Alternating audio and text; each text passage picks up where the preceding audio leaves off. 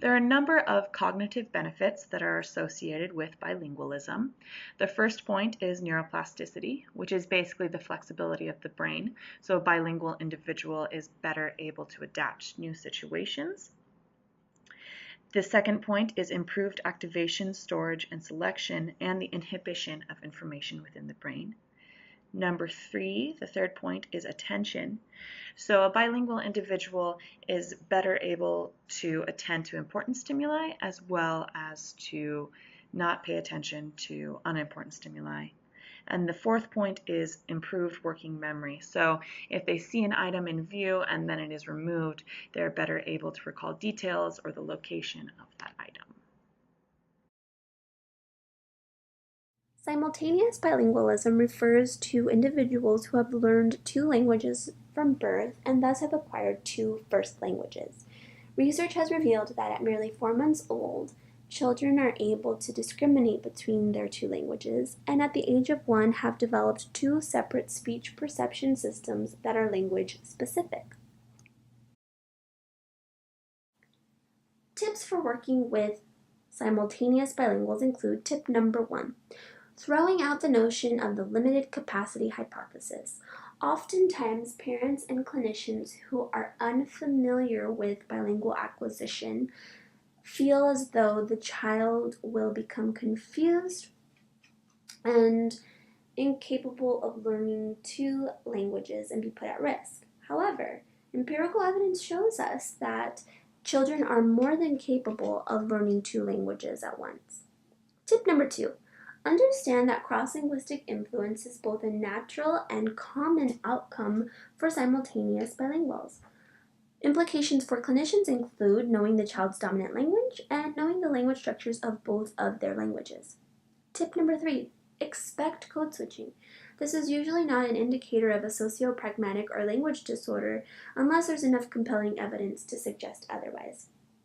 Code switching reflects patterns that are learned at the home and the community and is a part of the child's cultural background. And code switching fills lexical grammatical gaps and is used as a resource for the bilingual child. There are 4 stages in L2 development: home language use, nonverbal period, formulaic language use, and productive language use. It is important to keep in mind there are large individual differences among L2 children. Some will skip stage 2, for example, and others will remain there for months.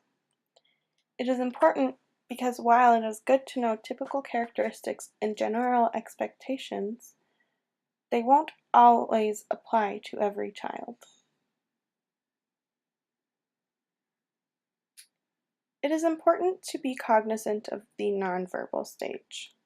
The nonverbal stage is a period of time where children accumulate receptive knowledge of language. It is critical for a child in this stage to receive social interaction with peers, for this will provide the child with great exposure to L2, and furthermore, the child will be motivated to begin speaking.